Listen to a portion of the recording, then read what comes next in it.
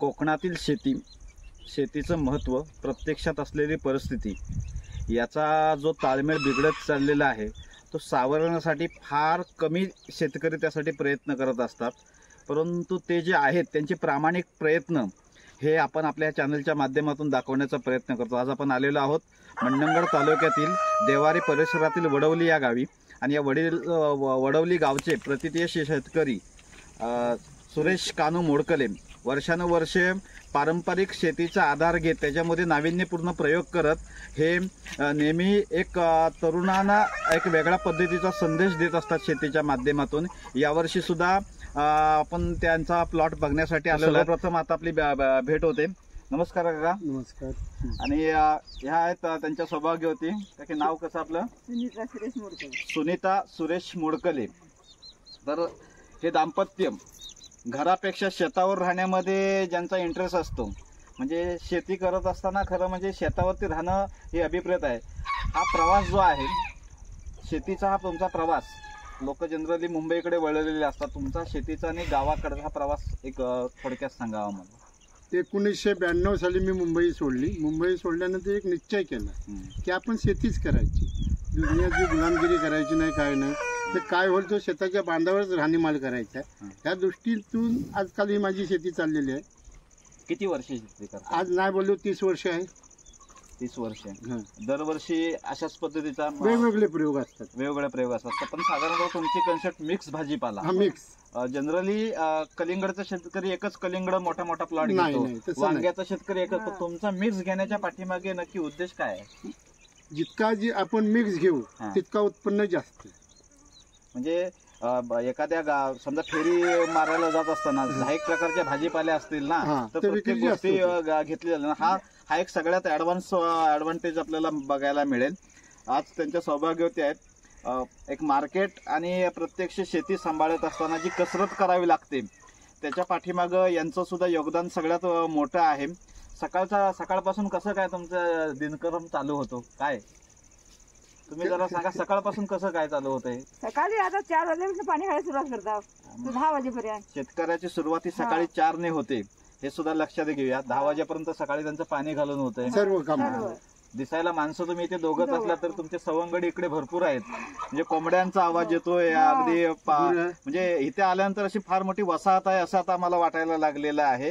म्हणजे गावात आता हल्ली माणसं कमी बघायला मिळतात, पण शेतावरती आता इथे खूप मस्तपैकी त्यांनी सजवलेलं आहे. मिक्स क्रॉपिंगचं एक चांगलं उदाहरण आपल्याला बघायला मिळेल.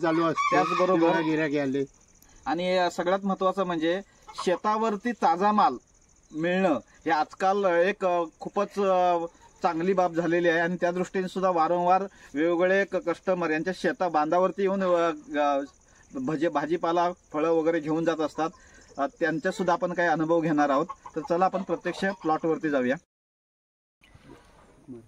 शेताच्या बांधावरती आणि प्रेमाने हा आपुलकीचा चहा आता मी घेतोय. आल्या काकाने आमचं स्वागत केलेलं आहे चहा देऊन, धन्यवाद त्यासाठी. या शेतामध्ये पहिल्यापासून एक आमचं ब्रीद आहे. आपण काय करतो हे याच्यापेक्षा आपल्या पुढच्या पिढीला सुद्धा त्याची अनुभूती देणं गरजेचं आहे. त्या दृष्टीने आम्ही आमची पुढची पिढी सुद्धा आज शेताची पाहणी करण्यासाठी आलेलो आहोत. प्रत्यक्षात शेती कशी केली जाते आणि कागदावरची शेती ही वेगळी असते, कृतीतली शेती आणि ते शेतकरी बघण्याचा योग या आजच्या तरुण मुलांना येणं खरं गरजेचं आहे. आणि त्या दृष्टीने आता आपण पाहणी करणार आहोत. चहामधील गवती पात हे या चहाचं जो वैशिष्ट्य आणि ती सगळ्यात ताजी मिळते ते याहून अधिक सुंदर.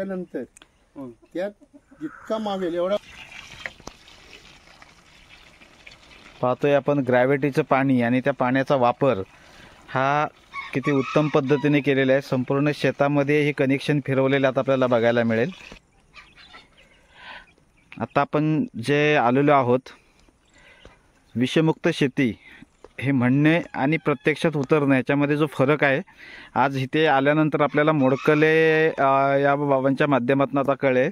विषमुक्त शेती करण्यासाठी त्यांनी केलेले वेगवेगळे जे प्रयोग आहेत त्याच्यामधला जीवामृत प्रयोग हे याचा वापर म्हणजे केलाय कशा पद्धतीने आणि वापर कशा पद्धतीने करतात ते सांगतील. बोला. म्हणजे हे गोमूत्र आहे आपलं, तो बैलाचा भेटो किंवा गाईचा भेटो, हा नेहमी हा 500 लिटर टाकीमध्ये 2 लिटर टाकला जातो. हा अशा आपल्या 3 टाक्या साधारण 1500 लिटरच्या आहेत. दर दिवशी 1500 लिटरला 6 लिटर हा गोमूत्र टाकला जातो. जीवामृत म्हणजे जीवामृत ऍक्च्युली जीवामृत नाही, हा जे आपण फळं बिलं खातो हा त्यांच्या साली हे करून हा कुजवून हा त्याचा एक उत्तम प्रकारचा खत बनतो. तो हा हानिकारक नाही. म्हणजे दशपर्णी अर्क वगैरे म्हणतात त्या पद्धतीचं त्या सुद्धा पद्धतीचं. म्हणावं लागेल इथे. हे बघा, या सगळ्या पद्धतीच्या साली याच्यात कुजवलेल्या आहेत. हं. आणि मग हे बुंदाशी घालता की नाही, फवारणी करता? पाण्याबरोबर. पाण्याबरोबर हा, पाण्याबरोबर म्हणजे या पाईपातून लावून देता? नाही, पाणी आता टाकीत सोडतो ना आपण, हा हा हा त्यामध्ये मिक्स करायचं. टाकीत मिक्स करणार. हा. असं आहे.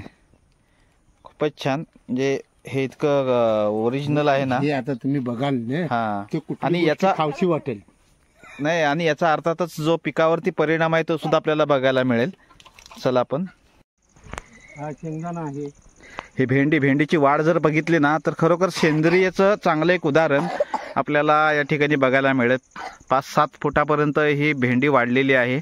आणि अर्थातच नुसती वाढ नाही आहे, तर तुम्ही बघाल त्याला भेंडीसुद्धा त्याच पद्धतीची लागलेली आहेत. या भेंड्यांचा जो फ्लेवर आहे ना, हे सुद्धा वांगी प्रेक्षकांनो बघण्यासारखं आहे. याचं कारण जे काय, सेंद्रिय शेतीचा परिणाम.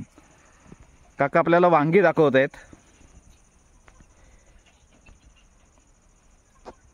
एका छोट्याशा रोपट्याला लागलेली वांगी आणि त्यांचा फ्लेवर. दुसऱ्यांदा पीक घेतलेलं आहे. म्हणजे पहिल्यांदा काढणी झालेली आहे. हो. आम्ही सुद्धा आमच्या शेतावरती प्रयोग केला, पण पालक इतक्या दर्जेदार पद्धतीने आम्हाला उगवता आला नाहीये. पण आज आपण बघतोय पालकची ही भाजी खरोखर आज घरी घेऊन जायलाच लागणार. अशा पद्धतीचं एक जिभेला ती लाल सुटले म्हणायला काही हरकत नाही. इतका ताजा आहे. हे बघा, मुळ्याची भाजी बघा किती सुंदर आहे. एवढी मुळ्याची वाढ. मुळा कुठल्या पद्धतीचा घेतलाय? कांदा मुळा की भाजी मुळा? कांदा मुला. हां हां, कांदा मुळा. ही भेंडी आता नवीन लागवड चाललेली आहे तशी. ही तिसरी लागवड. हां, म्हणजे लागवड चालूच आहे टप्प्याटप्प्याने. सर्व म्हणजे ही घेवडी आहे. हे बघा, घेवडीचा प्लॉट बघा.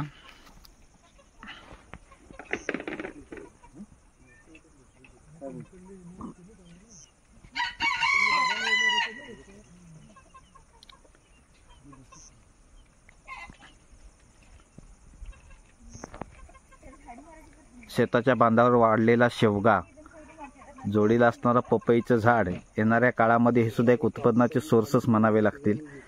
आणि अशा पद्धतीचे ही लागवड खरोखर कोकणामधलं एक आयडियल मॉडेल म्हणावं लागेल. आता जे आपण आलेलो आहोत ना, हे कलिंगडच्या प्लॉटवरती आलेलो आहोत. याच्यामध्ये मला भरपूर काही आता पडलेले प्रश्न आहेत. याची नक्कीच उत्तरं देतील, कारण आम्ही सुद्धा कलिंगडची प्लॉट घेत असताना याच्यामध्ये फक्त कलिंगड घेत होतो. आज आपण पाहताय, संदेश दाखवेल, या कलिंगडाच्याच वाफ्यावरती कोथिंबीर तुम्हाला दिसते, जोडीला चवळी सुद्धा दिसते आणि एका बाजूला कलिंगड सुद्धा झालेलं आहे. ही मिक्स क्रॉपिंगची एक अनोखी पद्धत म्हणावी लागेल. आणि कोथिंबीर बघा, घाटमाथ्यावरच्या कोथिंबीरला लाजवेल अशा पद्धतीची कोथिंबीर येण्याच्या पाठीमागचं रहस्य अर्थातच हे सुद्धा जाणून घेणं गरजेचं आहे. काका, काय सांगाल या लागवडीविषयी? मी ह्या लागवडीविषयी 2x2चा खड्डा, हां त्यात साधारण 20 किलो शेणखत. हां 20 किलो शेणखत, त्यात गोमूत्र हे सर्व मिक्स करून हां त्यामध्ये एकूण मी 3 पिकं घेतो. जास्त उत्पन्न कसं मिळेल, हां थोडे जागेमध्ये जास्त उत्पन्न कसं. आणि पुन्हा पाणी सुद्धा एकदाच घालावं लागतंय. एकदाच असं घालावं आहे. लागतं. आणि त्याच्यात म्हणजे कुणाला अडचण नाही होत. जे बघा, हे थोडंसं शेतीमधले आम्ही असल्यामुळे आम्हाला काही गोष्टी आता लक्षात येत आहेत. कारण बघा, एक चांगल्या पद्धतीची कोथिंबीर इथे बघायला मिळते. कलिंगडची लागवड कधी केली साधारण? ही आता 2 महिने झाले. 2 महिने झालेले आहेत. हो. म्हणजे आता साधारणतः अजून 1 महिनाभरात तुम्हाला ही फळं हो. बघायला मिळतील.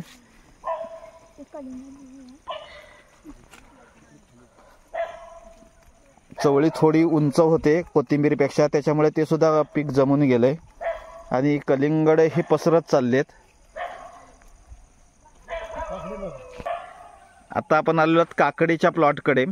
परत तोच फॉर्म्युला 2x2चा खड्डा आणि थोडक्यात त्याला प्रॅक्टिकल नॉलेज महत्वाचं आहे. चांगल्या पद्धतीने काकड्या लागलेल्या आहेत. काकड्या तुम्ही काढल्यात का आतापर्यंत? आता पण नेहमी 2 हा तेच मी म्हणतोय, कारण हा प्लॉट आता हे बघा,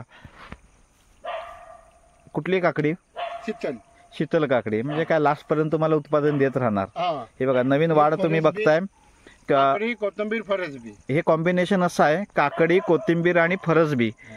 खरोखर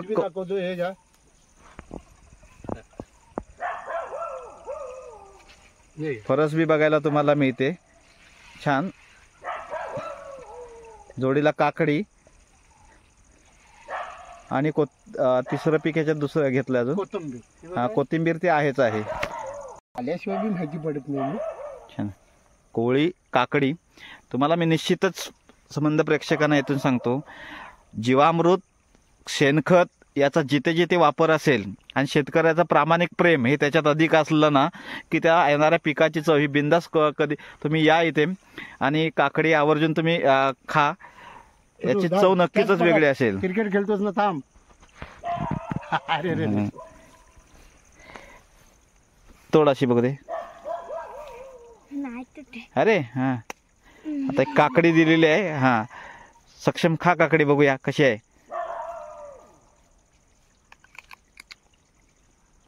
पिझ्झा, बर्गर, मॅगी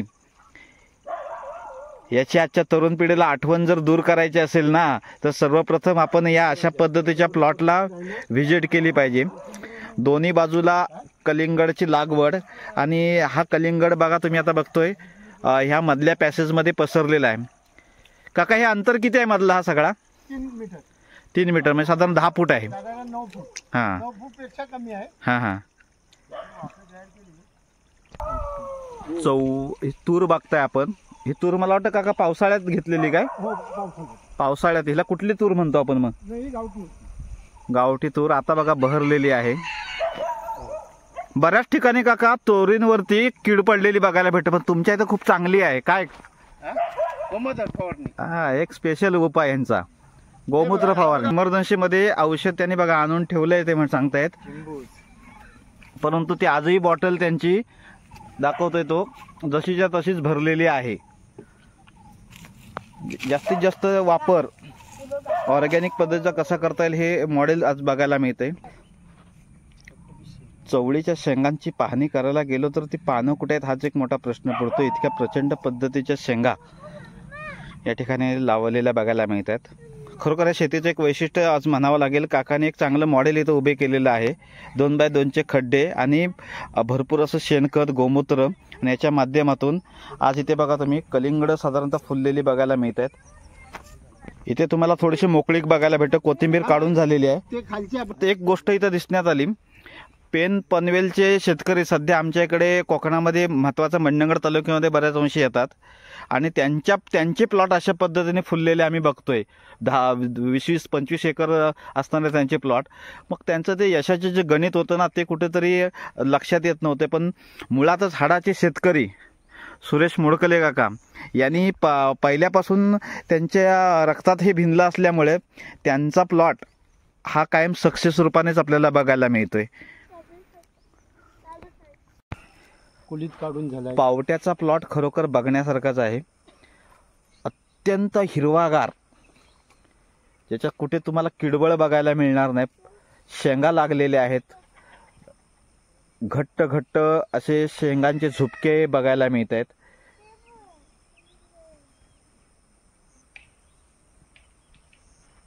ऑर्गॅनिक शेतीचा परिणाम बघा कसा आहे. त्याच पद्धतीने त्या तिकडे काय होतं? चवळी तिकडे कलिंगड नाही ना. हे काय होतं? चवली. तिकडे मूग. चवळी तिकडे मूग घेतलेली आहे. आता खालचा प्लॉट लागला. वांग्याच्या स्पेशल प्लॉट वरती आलेले असताना स्वागत केलेले आमच्या गवती चहाच्या या पुष्पगुच्छाच्या प्रकाराने खरोखर सुंदर. किती रुपये आहेत वांग्यांची? 20. जास्त करून विक्री नाही. हा, गावामध्ये विक्री होईल तेवढंच करायचं. हा. तुम्ही ह्या प्लॉट मध्ये एकूण किती प्रकारचा भाजीपाला, फळ वगैरे असे घेतलेले? 22 प्रकार. 22 प्रकार. काय काय त्याच्यामध्ये एका वाक्यात सांगा जरा. चवली, पावटा, उडीद, कुळीद, तूत, मूग, काकडी, कलिंगण, चिबूड, वांगी, मिरची, टमॅटो, फरसबी, शेवगा आहे, त्यात पपई आहे, घेवडी आहे. घेवडी 2 जातीची आहे, टमॅटो आहेत इकडे. असे एकत्र बघायला गेलो तर 22-25 पिकं आहेत. शेतातच लिंबूचं झाड आहे. आणि याच्या जोडीला कुक्कुटपालन. ह्याच्या जोडीला कुक्कुटपालन. म्हणजे पाहुणा येऊन इथे 4 दिवस खास हक्कान राहायला पाहिजे अशा पद्धतीची व्यवस्था काकाने केलेली आहे. खरोखर ऐकताना खूपच समाधान वाटतं. गेले सातत्याने शेतीमधले हे वेगवेगळे प्रयोग पाहत असताना आजचं हे उदाहरण आम्हाला खूपच आकर्षक असं बघायला मिळतंय. भूषण घेवडी आहे. केकेवीचा एक मॉडेल कोकण भूषण. टोमॅटो आहेत. टोमॅटोचा प्लॉट बघा किती सुंदर पद्धतीने आहे. 1 किलोचे वर टोमॅटो आहे घेवडीला.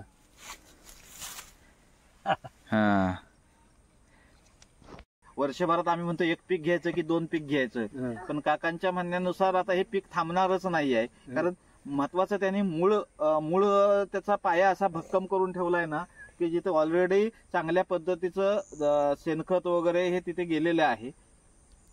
हे चवळी छान अगदी प्रश्नच नाही. साईज कितीपर्यंत गेलाय फळ तरी आता? 2 ते 5 किलोच्या आत. कारण मोठा फळ झाल्यावर विक्री होई नाही. गेल्या वर्षी आपण मार खाल्लो.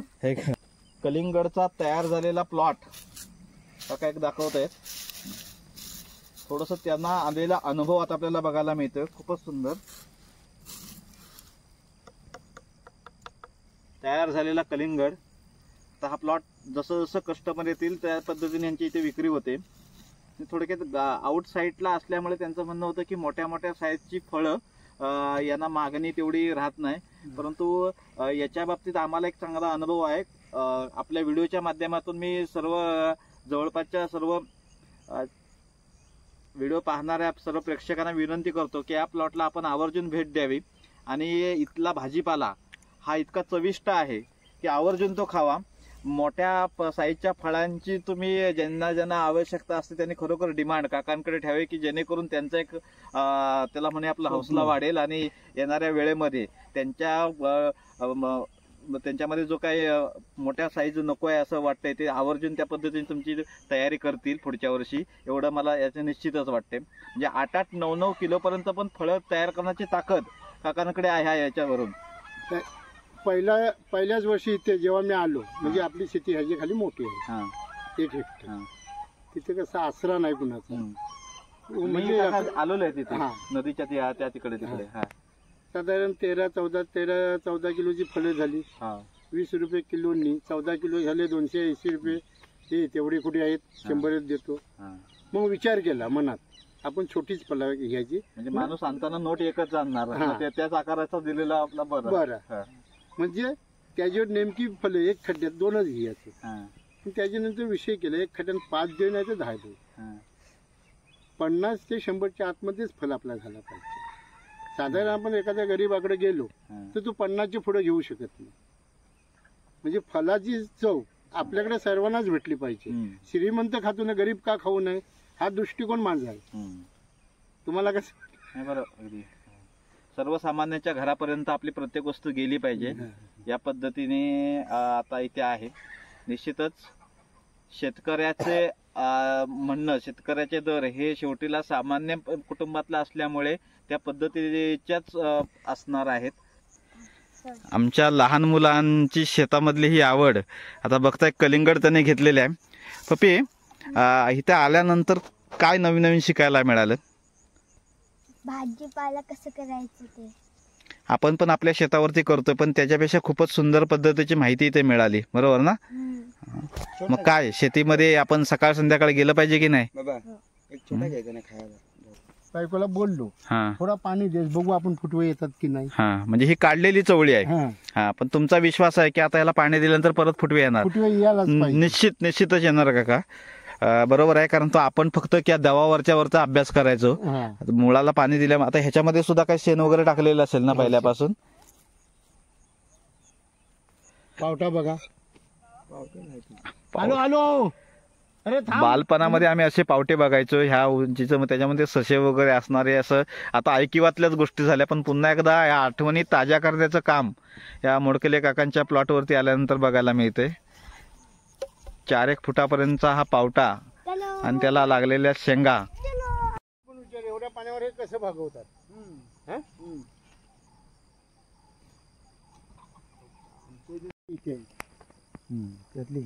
उडदाचं पीक आता काढणीला आलेला उडीद आता आपण बघतोय.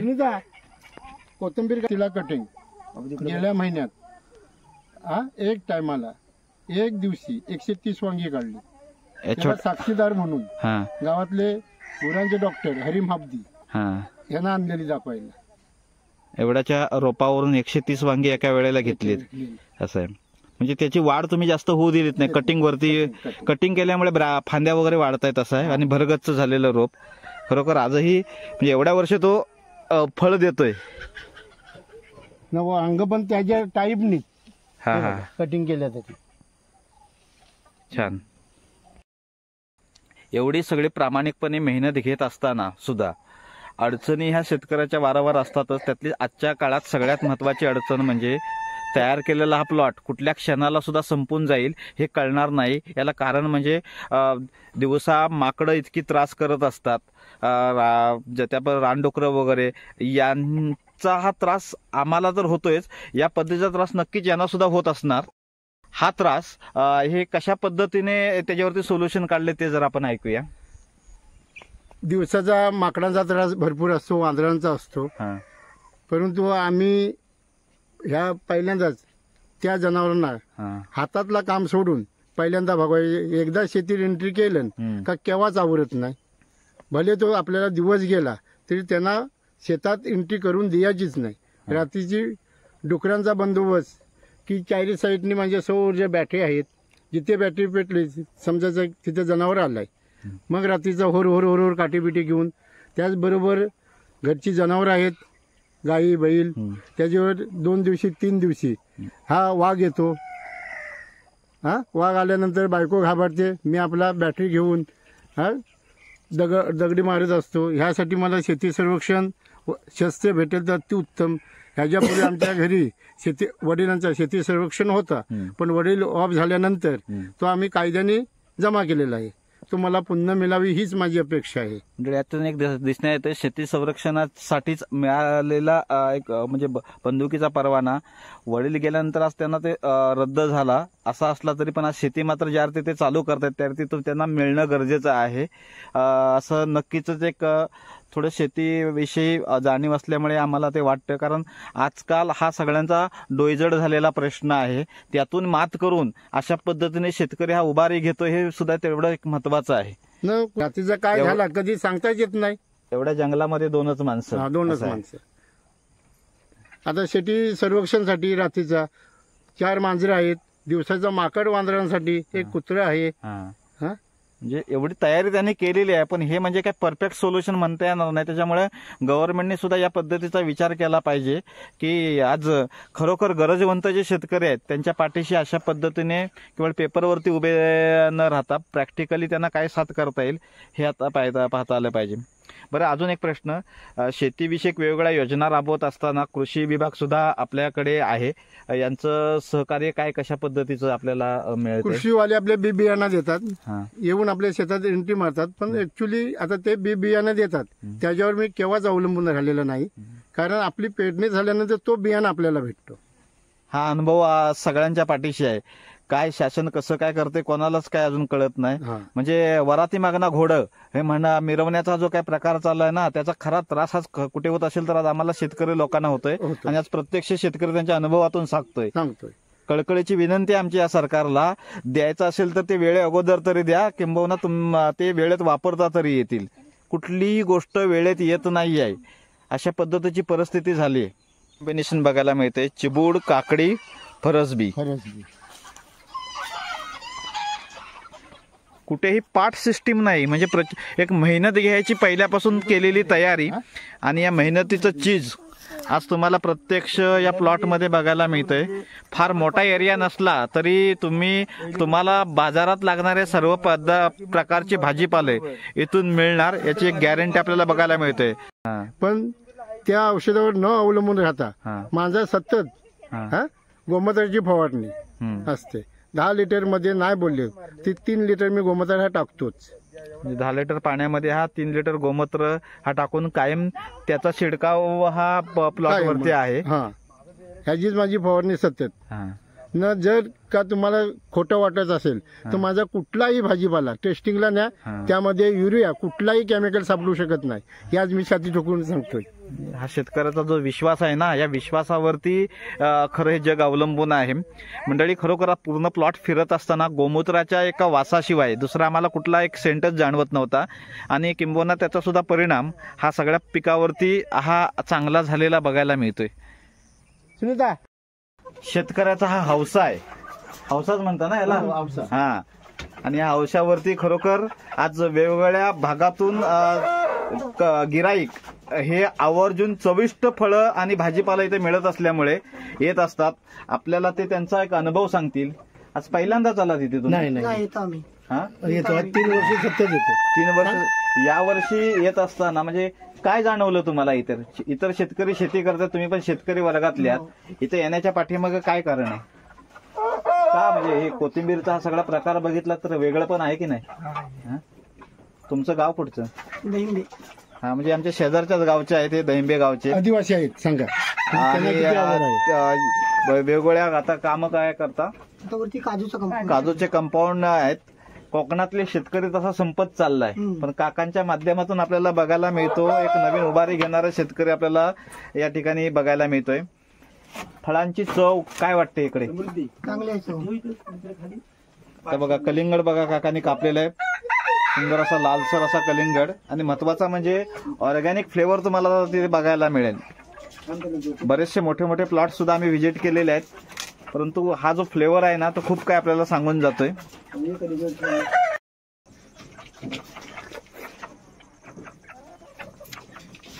काकाने विचारलं, कलिंगडला आधी मीठ लावू नका, प्रत्यक्षात ओरिजिनल चव कशी आहे ते सांगा. गेले 7 वर्ष कलिंगड हे मोठ्या मोठ्या प्लॉटवरचे आम्ही खात आहोत, विक्री सुद्धा करत आहोत. पहिल्यांदा तुकडा हा कलिंगडचा खाल्ल्यानंतर जी ओरिजिनॅलिटी वाटली ना ती खरोखर एक अप्रतिम आहे. निश्चितच मी कलिंगड खवय्यांना आम्ही आवाहन करतो की या ठिकाणी आवर्जून यावं. आणि शेतकऱ्याला तुम्हाला जर क्वालिटी हवी असेल, निश्चितच तुम्ही दरात तोलमोल करू नका. तुम्ही क्वालिटीची अपेक्षा जर करत असाल ना तर बिंदास पद्धतीने ती क्वालिटी तुम्हाला या ठिकाणी मिळेल याची गॅरंटी आज मला झालेली आहे. शेतकरी छाती टोकून सांगतो 4 पैसे जास्त घेणार. बिंदास. शेतीतील विविध प्रयोगामध्येच कुक्कुटपालन हा एक काकांचा एक आवडता विषय. आज आपण पाहतोय वेगवेगळ्या पद्धतीच्या जातीच्या कोंबड्या या ठिकाणी बघायला मिळतात. कुठल्या कुठल्या पद्धतीच्या आहेत? ही जात ब्रह्मा आहे. ब्रह्मा जातीच्या कोंबड्या ह्या 2 आहेत. याचं काय वैशिष्ट्य आहे जरा ब्रह्मा जातीच्या कोंबड्यांचं? मला असं सांगितलं की ह्याचा जो अंड्यांचा मार्केट आहे हा जोरदार आहे. 200-300 अंडा जातो. डायबिटीज, कॅन्सर ह्या स्पेशलच कोंबडी दिसते याची ही अशी. म्हणजे सध्या तुमचा कोंबडी विक्री हा विषय नाही आहे, त्याची वाढ करणं असं आहे. आपण जेव्हा बरं, कोंबड्या अंड्या द्यायला लागल्या का? बरं, साधारण एका ही कोंबडी आता सध्या किती वजनाची आहे?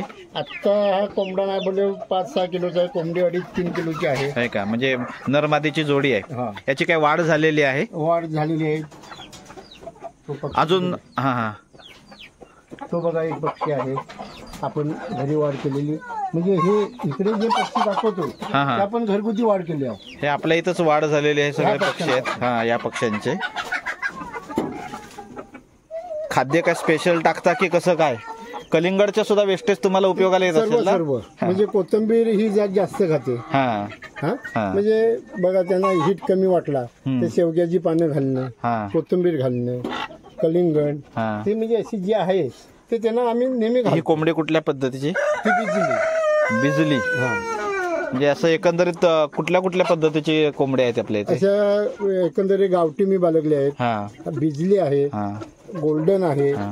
रानटी आहे. हा रानटी आता तिकडे बघा तो. होय का? तो एक तिकडे कोंबडे आहेत, हा रानटी पण आहेत का? मग ही कुठून मिळाली तशी? ही त्यांनीच आणली. हा हा. बरं, कोंबडे विक्रीसाठी वगैरे आता आपल्या इथे उपलब्ध आहेत आताच्या घडीला? आता नाहीत, आपल्याला सध्या वाढ करायची. हा. वाढ केल्यानंतर आपण मार्केटमध्ये उतरू. तर साधारणतः विक्रीसाठी कधीपर्यंत तुम्ही तयार झाल्या? विक्रीपासून म्हणजे आता कसे 8 पक्षी आणलेले आहेत, हं. त्यातले साधारण आता 30 पक्षी आपल्याकडे आहेत. आहेत म्हणजे वाढ चांगली आहे. वाढ आहे, मग 1 वर्षभरानंतर तरी तुम्ही विक्रीसाठी उतराल? उतरू ओके ओके. नक्कीच. तिच्या जोडीला असणार हे पशुधन आपण बघतोय. किती मजबूत आहे. काय नावं काय त्यांची? हा चिंगम, एक हा मोहन. हा मोहन, असे सर्व भेटतील हा. जनावरांमध्ये. तगडी. बघा सनसनीत तयार झालेली जनावरं आहेत. सगळी आली सगळी टणटण खात पुरी आली ना चांगली. मोहन, चिंगम. बस सर्वात महत्वाचा यांचा विषय म्हणजे शेण. शेतकरी कशा कशावरती समाधान असतोय बघा. शेण मिळतोय, लाकूड फाटा. म्हणजे जेव्हा तुम्ही जंगलात जाल ना तेव्हा नैसर्गिक साधन संपत्तीची तुम्हाला कधीच कमी काही पडणार नाही. अशा पद्धतीचं असं फक्त आपल्याला त्याची आवड असणं गरजेचं आहे, तिथपर्यंत पोचता आलं पाहिजे. कोकणातील शेतकऱ्याचं जे नॅचरली सुख ज्याला म्हणतात ना ते हेच आहे.